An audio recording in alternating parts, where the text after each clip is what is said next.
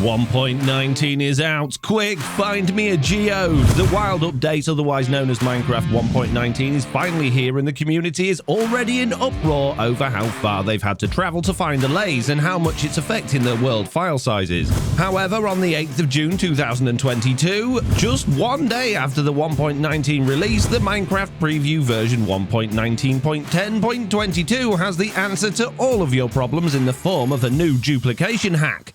However, it's not a hack. This is an official duplication procedure officially put in place to enable players to clone their Allays. Amazing! All you need to do is put on a jukebox, wait for the Allay to start dancing, and then give it an Amethyst Shard. It will then play a sound, make a heart, and duplicate itself. And after duplication, there's a cooldown for both the original Allay and the clone of 2.5 minutes before they're able to duplicate again.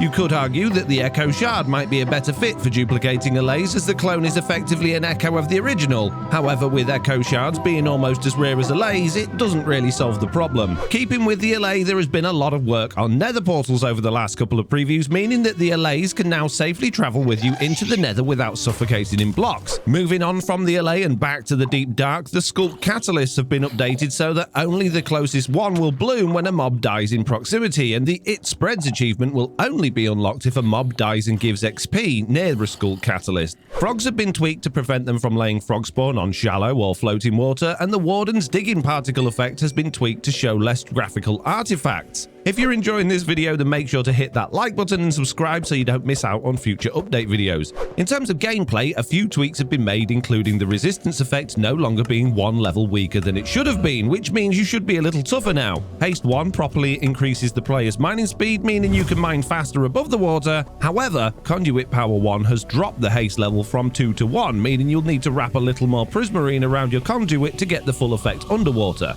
And Parrot Poachers Rejoice as cookies will once again cause parrots to cease to be when fed one by the player. Other than that, there's a few technical updates in this preview, but not much else, signifying that this minor update probably isn't far from release, with one point to note in the changelog specifically to add-on creators like myself that they've once again fiddled with the player entity, specifically with the exhaustion component, suggesting that add-on packs need to ensure the player saturation rate is set correctly when this update is released. One last piece of good news for people using add-ons, specifically experimental ones, is that any worlds that have the Holiday Creator Features experiment enabled should now be substantially quicker to load. And that's pretty much it from the changelog. However, there are a couple of things not mentioned that you can see in the Minecraft comparison system on FoxyNoTail.com. Did you know, for instance, that in this preview, the villager entity has a lot of behavior tweaks affecting how it uses workstations? Check it out for yourself at FoxyNoTail.com, and if you enjoyed this video, check this one out.